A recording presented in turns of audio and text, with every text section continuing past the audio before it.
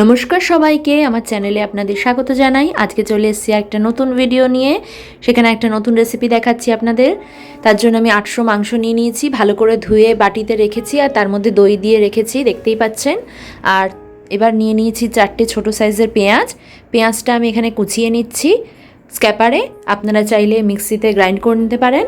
পেঁয়াজটা কুচিয়ে নেওয়ার পর এবার ওর মধ্যে 8 থেকে 9টা রসুন কোয়া আমি স্ক্যাপারে কুচিয়ে নেব।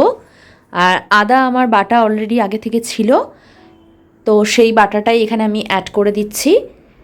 আর এখানে যে মাংস যে পাত্রে রেখেছিলাম, পাত্রটা ছোট হয়ে গেছে মাখানোর জন্য, তার জন্য প্রথমে দইটা আমি মাংসেতে মাখিয়ে নিচ্ছি। তারপর আমি যে পাশের পাত্রটা দেখছেন যেখানে আদা বাটা, রসুন বাটা, পেঁয়াজ বাটা রাখছি, সেই বাটিটায় মাংসটা ট্রান্সফার করে এবার ওই বাটাগুলো ভালোভাবে মাংসতে মাখিয়ে নেব।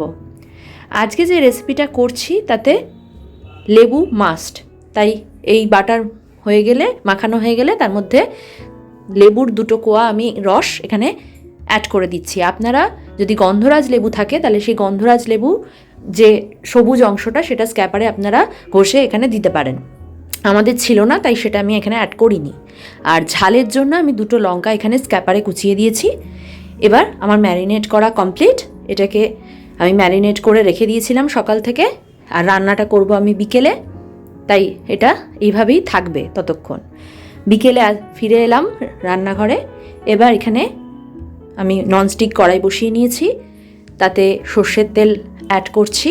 আপনারা চাইলে রান্নাটা সাদা তেলেও করতে পারেন বা সর্ষের তেল সাদা তেল দুটো মিশিয়েও করতে পারেন। আমি এখানে সর্ষের তেলেই করলাম আজকের রান্নাটা। এবার তেলটা গরম হয়ে গেলে তার মধ্যে দেখতেই পাচ্ছেন 6টা ছোটো এলাচ আর একটা বড় দারচিনি রেখেছি, সেটা দারচিনিটা ভেঙে এখানে অ্যাড করে দেবো আর এলাচটা এখানে দিয়ে দেবো। আর এদিকে বিকেলবেলা আপনাদের সকালে ম্যারিনেট করেছিলাম, বিকেলে আপনাদের দেখিয়ে দিচ্ছি ম্যারিনেট করে রাখার পর এটা কেমন দেখতে হয়েছিল। এবার এটা গরম হয়ে গেছে, দিয়ে দিলাম এলাচগুলো আর দারচিনি টুকরো টুকরো করে এটাকে ভেজে নেব ভালোভাবে। ভাজা হয়ে গেলে এবার এখানে যে ম্যারিনেট করা মাংসটা সেটা এখানে দিয়ে দিচ্ছি।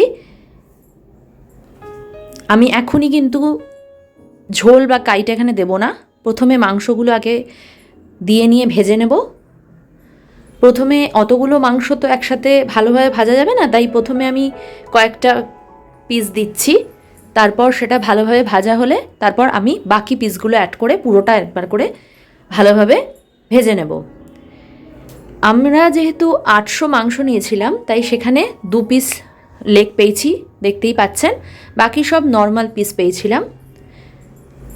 আর আজকে যে রেসিপিটা আমি বানাচ্ছি সেটা আপনারা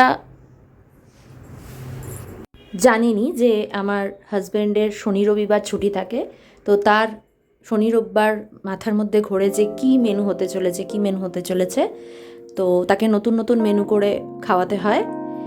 আজকে আমরা ভাবলাম এই রেসিপিটা করি, তাই এত আয়োজন। এবার মাংসটাকে ভালোভাবে মিশিয়ে নিচ্ছি, নেওয়ার পর বাকি যে পিসগুলো ছিল সেগুলো এখানে দিয়ে দিলাম।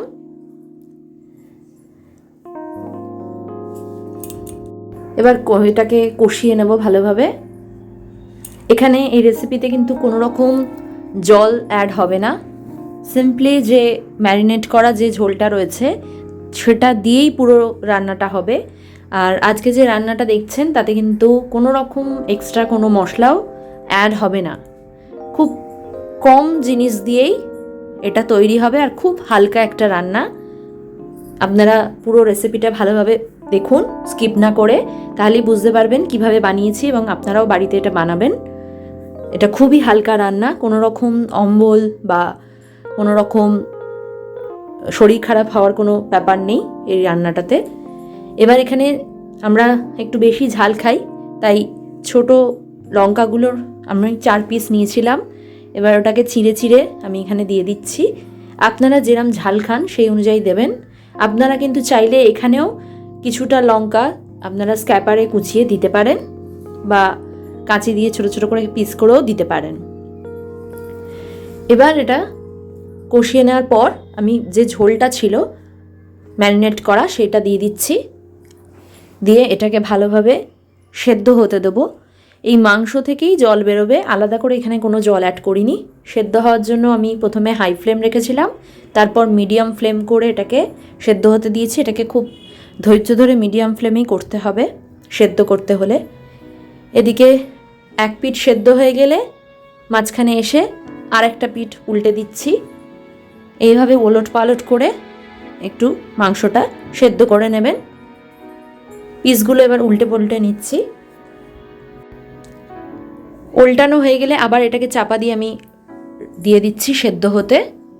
যতক্ষণ সেদ্ধ অনেকটা হয়ে গেছে ততক্ষণ আমি এখানে একটা বাটিতে কর্নফ্লাওয়ার নিয়ে নিলাম 1.5 চামচ মতন, ছোটো চামচের 1.5 চামচ, আর তাতে সামান্য পরিমাণে জল অ্যাড করে কর্নফ্লাওয়ারটা গুলে নিচ্ছি। এই কর্নফ্লাওয়ারটা দেওয়ার একটা রিজন আছে, সেটা আপনারা বুঝতেই পারবেন, ভিডিওটা দেখতে থাকুন। মাংসটা যখন দেখবেন সেদ্ধ হয়ে গেছে তখন এই কর্নফ্লাওয়ারের যে জলটা সেটা এখানে আমি দিয়ে দেব। এটা দেওয়ার একটা কারণ হলো যে এটা একটা মাংসের যে টেক্সচারটা সেটা একটা দারুণ টেক্সচার আসবে এটা দেওয়ার ফলে। এটা দিয়ে ভালোভাবে নাড়িয়ে নিলাম, নিয়ে এবার জলটা মরতে দিয়েছিলাম কারণ মাংস আমার সেদ্ধ হয়ে গেছিলো। এবার জল আমার যতটা ঝোল রাখার রেখে নিয়েছি। এবার উপর থেকে আমি লাস্টে লেবুর রস দিয়ে দিচ্ছি। গ্যাস আমার বন্ধ করা হয়ে গেছে। লেবুর রস দিয়ে দেওয়ার পর এবার আমি উপর থেকে একটু গোলমরিচ ছড়িয়ে দিচ্ছি, আর তারপর লাস্টে ধনে পাতা ছড়িয়ে ভালোভাবে এটাকে মিশিয়ে আমি পাত্রে ট্রান্সফার করব। এই রান্নাটা আমার রেডি হয়ে গেছে আজকে, লেবু লঙ্কা চিকেন। আপনারাও এটার বানান, দারুণ খেতে হয়েছিল। খুবই হালকা একটা রান্না। এটা আমি রাত্রিবেলা ডিনারে মেথির পরোটা দিয়ে সার্ভ করেছিলাম। সবাই চেটেপুটে খেয়েছে, সবারই খুব ভালো লেগেছে। আপনারাও এটা পরোটা হোক বা রুমালি রুটি হোক বা নর্মাল ফ্রাইড রাইস হোক তাই দিয়েও খেতে পারবেন, দারুণ হয়। ছোট বড় সবারই খুব ভালো লাগবে। আর আমার চ্যানেলটা ভালো লাগলে কিন্তু লাইক, শেয়ার অ্যান্ড সাবস্ক্রাইব করতে একদম ভুলবেন না। ফলো করবেন অবশ্যই। দেখা হবে খুব শিগগিরই একটা নতুন ভিডিওয়ে। ভালো থাকবেন।